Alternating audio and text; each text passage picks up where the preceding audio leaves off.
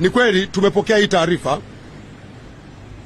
na baada ya kutazama katika takwimu zetu tumebaini kwamba ni meli ambayo imesajiliwa kule Zanzibar, na wenzetu wamesajili meli kupitia wakala naitwa Konarina. Ni utaratibu ambao sisi kama nchi kupitia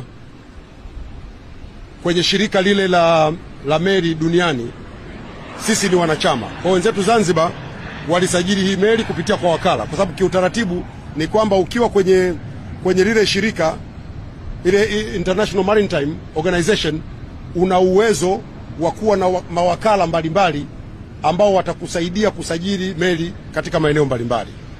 Kwa baada ya kutazama tumekuta kweli ni meli ambayo ilisajiliwa kupitia kule Zanzibar, na wenzetu Serikali ya Mapinduzi Zanzibar imechukua hatua kadhaa, lakini niwaombe ndugu zangu waandishi wa habari, Serikali ya Mapinduzi Zanzibar watakuja kutoa taarifa kuhusiana na meli hii.